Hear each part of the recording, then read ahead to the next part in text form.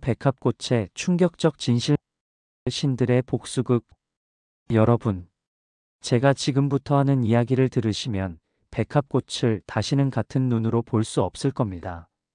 순결의 상징, 순백의 아름다움, 천만에요.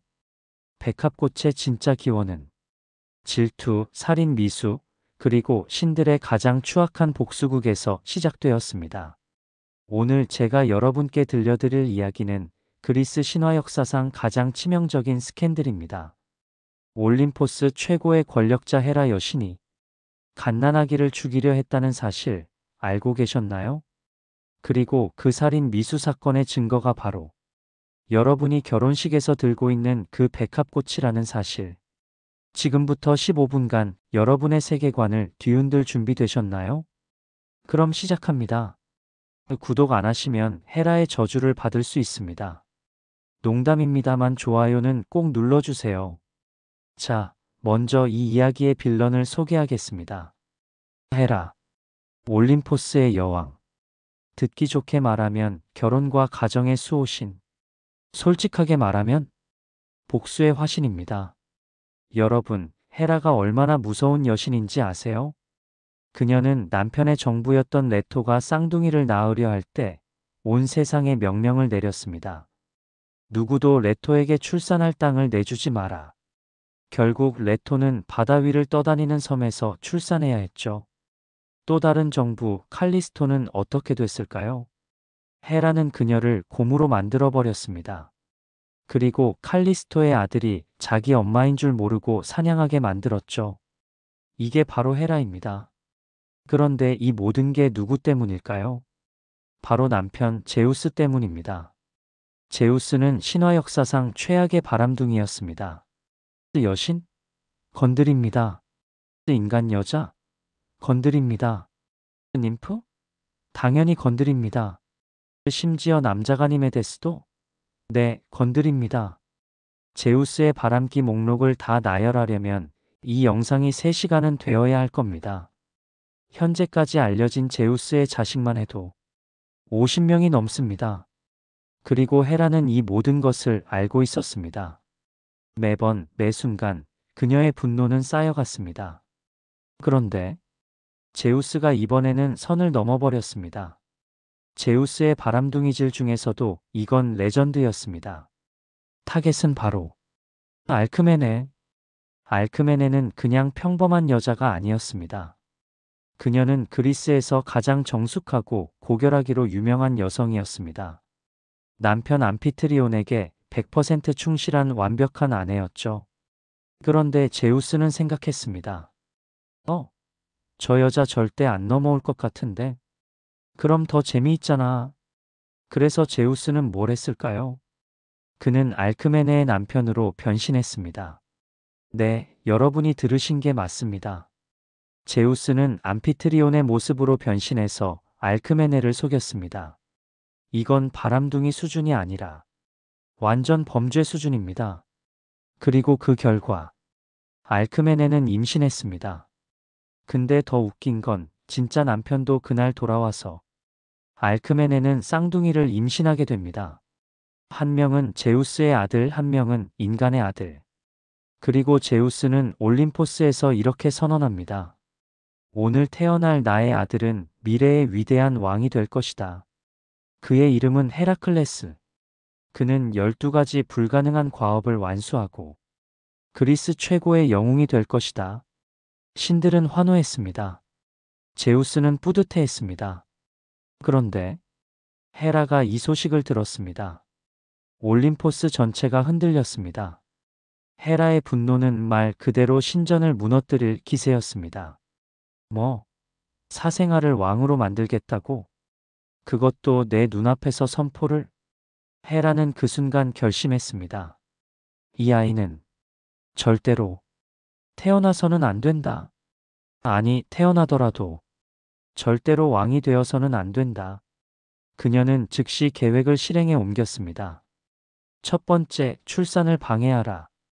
헤라는 출산의 여신 에일레이티아를 협박했습니다. 알크메네의 출산을 지연시켜. 알크메네는 진통이 시작되었지만 아이가 나오지 않았습니다. 하루, 이틀, 사흘, 7일 밤낮을 고통 속에서 아이를 낳지 못했습니다. 그 사이 헤라는 뭘 했을까요? 그녀는 다른 페르세우스의 후손을 찾아냈습니다. 바로 에우리스테우스. 그리고 그를 먼저 태어나게 했죠. 에우리스테우스가 태어났습니다. 헤라는 제우스에게 달려가 외쳤습니다. 여보, 축하해요. 당신이 말한 페르세우스의 후손이 방금 태어났어요. 당신 선언대로 이 아이가 왕이 되는 거죠? 제우스는 그제야 깨달았습니다. 자신이 헤라에게 당했다는 것을. 하지만 신 앞에서 한 선언은 절대로 취소할 수 없었습니다. 결국 에우리스테우스가 왕이 되기로 확정되었습니다. 그리고 며칠 후 헤라클레스가 태어났습니다. 왕이 될 운명을 빼앗긴 채로. 하지만 헤라는 만족하지 않았습니다. 이 아이가 살아있는 한 언젠가는 위협이 될 거야. 그녀는 최악의 결정을 내렸습니다. 갓난아기를 죽이기로. 네, 여러분이 들으신 게 맞습니다. 올림포스의 여왕이 결혼과 가정의 신이 생후 8개월 된 아기를 암살하려 한 겁니다. 헤라클레스가 태어난 지 8개월째 되던 어느 밤, 알크메네는 두 쌍둥이 아기를 요람에 재웠습니다. 헤라클레스 제우스의 아들, 이피클레스 인간의 아들. 모든 것이 평화로웠습니다. 하지만 헤라가 보낸 자객이 나타났습니다. 두 마리의 거대한 독사. 이 뱀들은 보통 뱀이 아니었습니다. 성인 남자도 한 방에 죽일 수 있는 맹독을 가진 헤라가 특별히 선별한 킬러들이었죠. 뱀들은 소리 없이 방 안으로 침투했습니다. 요람으로 점점 가까이. 드디어 요람에 도착했습니다. 뱀들은 혀를 날름거리며 목표물을 확인했습니다. 그리고 공격했습니다. 쌍둥이 중 한 명, 이피클레스가 비명을 지르며 울기 시작했습니다. 공포에 질린 인간 아기의 절규. 하지만 헤라클레스는, 갓난아기 헤라클레스는 웃고 있었습니다. 그리고 믿을 수 없는 일이 벌어졌습니다. 8개월 된 아기가 양손으로 각각 독사 한 마리씩을 움켜쥐었습니다. 뱀들은 필사적으로 몸부림쳤습니다. 독을 주입하려 했습니다. 하지만 헤라클레스는 그 작은 손으로 두 마리 뱀의 목을 동시에 졸라 죽였습니다. 울음소리를 듣고 달려온 알크메네와 암피트리오는 평생 잊지 못할 광경을 목격했습니다. 갓난아기가 두 마리의 거대한 뱀 사체를 양손에 들고 까르르 웃고 있는 광경을. 알크메네는 그 자리에서 기절했습니다. 암피트리오는 말문이 막혔습니다. 그리고 올림포스에서 이 광경을 지켜보던 헤라는 완전히 이성을 잃었습니다. 제우스는 심각했습니다. 헤라클레스는 살아남았지만 헤라는 포기하지 않을 것입니다. 어떻게 하면 헤라의 증오를 막을 수 있을까? 그때 제우스는 한 가지 방법을 떠올렸습니다. 그래, 헤라의 신성한 젖을 먹이면 되잖아. 여러분, 그리스 신화에서는 이런 믿음이 있었습니다. 신의 젖을 먹은 자는 불멸성을 얻는다. 그리고 젖을 먹인 여신은 그 아이를 자식처럼 보호하게 된다. 완벽한 계획이었습니다. 단 하나의 문제만 빼고 헤라가 절대로 동의하지 않는다는 것. 그래서 제우스는 결정했습니다. 몰래 하는 수밖에. 그는 헤르메스를 불렀습니다. 헤르메스, 내 아들을 헤라가 잠든 사이에 그녀에게 데려가라. 그리고 젖을 먹게 해. 헤르메스 아버지, 그거 진짜 위험한데요? 제우스 닥치고 가. 한밤중 헤르메스는 갓난아기 헤라클레스를 안고 헤라의 침소로 몰래 들어갔습니다. 침대에는 헤라가 깊이 잠들어 있었습니다. 헤르메스는 조심스럽게, 아주 조심스럽게 잠든 헤라의 품에 헤라클레스를 안겼습니다. 아기 헤라클레스는 본능적으로 젖을 찾았고 신성한 헤라의 젖을 빨기 시작했습니다. 불멸의 힘이 아기에게 흘러들어갔습니다. 헤르메스는 안도의 한숨을 쉬었습니다. 휴, 성공이야. 모든 게 순조로웠습니다. 그런데 문제가 생겼습니다. 헤라클레스는 뱀도 죽일 만큼 엄청난 힘을 가진 아기였습니다. 그는 너무 세게 빨았습니다. 으아악! 극심한 통증에 헤라가 깨어났습니다. 헤라가 눈을 떴습니다. 그리고 자신의 품에 안긴 아기를 봤습니다. 그 얼굴, 그 힘. 헤라클레스. 헤라의 절규가 올림포스 전체를 뒤흔들었습니다. 신전이 흔들렸습니다. 하늘이 갈라졌습니다. 헤라는 본능적으로 아기를 밀쳐냈습니다. 그 순간 헤라의 저지, 신성한 우유가 하늘로 폭발적으로 분출되었습니다. 수백만 개의 신성한 물방울이 밤하늘을 가로질렀습니다. 마치 우주를 가로지르는 빛의 강처럼. 여러분, 이거 아세요? 우리가 지금 보는 은하수 밀키웨이가 바로 이때 만들어졌다는 전설이 있습니다. 영어로 밀키웨이, 우유의 길, 헤라의 신성한 저지, 우주에 흩어져서 만들어진 은하수. 지금도 밤하늘을 올려다보면 헤라의 분노의 흔적을 볼 수 있는 겁니다.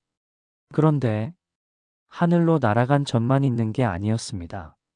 땅으로 떨어진 신성한 젖방울들은 땅에 닿는 순간 순백의 백합꽃으로 피어났습니다. 신의 저주로 탄생한 꽃, 분노 속에서 태어났지만 순결한 꽃, 증오에서 시작되었지만 신성한 꽃. 이것이 바로 백합꽃이 진짜 기원입니다. 그래서 백합은 순결의 상징이 되었고, 결혼식의 꽃이 되었고, 신성함의 표시가 되었고, 헤라 여신을 상징하는 꽃이 되었습니다. 여러분이 결혼식에서 들고 있는 그 백합 부케가 사실은 신화 역사상 최악의 가정폭력 사건의 증거물인 셈입니다. 웃기죠? 사랑과 순결을 상징하는 꽃이 증오와 복수에서 탄생했다니. 자, 이제 이 이야기의 마지막입니다. 여러분, 이게 끝이 아닙니다. 헤라클레스는 비록 짧은 시간이었지만 헤라의 젖을 먹었습니다. 그리고 그 힘으로 네메아의 사자를 맨손으로 때려잡았고, 히드라의 목을 잘랐고, 아틀라스의 하늘을 대신 들었고, 지옥의 개 케르베로스를 데려왔습니다. 12가지 불가능한 과업을 모두 완수한 그는 그리스 신화 역사상 최고의 영웅이 되었습니다. 그리고 가장 아이러니한 것은 헤라클레스는 결국 죽어서 신이 되었습니다. 올림포스에 올라간 그는 헤라의 딸, 청춘의 여신 헤베와 결혼했습니다. 네, 여러분이 들으신 게 맞습니다. 헤라클레스를 죽이려 했던 헤라와 헤라를 증오했던 헤라클레스는 결국 가족이 되었습니다. 헤라클레스 헤라의 영광나는 이름처럼 그는 정말로 헤라를 영광스럽게 만들었던 겁니다. 그래서 백합꽃을 볼 때마다 생각해 보세요.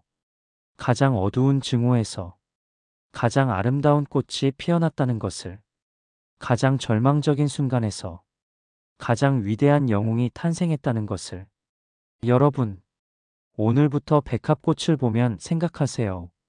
이 꽃이 신들의 스캔들에서 태어났고, 살인 미수 사건의 증거물이고, 우주적 복수국의 흔적이고, 하지만 동시에 화해와 운명의 역전을 상징한다는 것을. 여러분의 인생도 마찬가지입니다. 지금 최악의 순간이라고요? 괜찮습니다. 헤라클레스도 갓난아기 때 뱀한테 물릴 뻔했지만 결국 신이 되었잖아요. 구독하지 않으면 헤라처럼 후회할 수 있습니다. 좋아요 누르지 않으면 제우스처럼 계획이 꼬일 수 있습니다. 알림 설정 안 하면 뭐 딱히 안 좋은 일은 없겠지만 그래도 눌러주세요. 다음에는 더 충격적인 신화로 돌아오겠습니다. 궁금한 신화가 있으면 댓글로 알려주세요.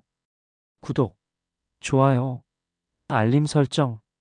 안녕히 계세요, 여러분.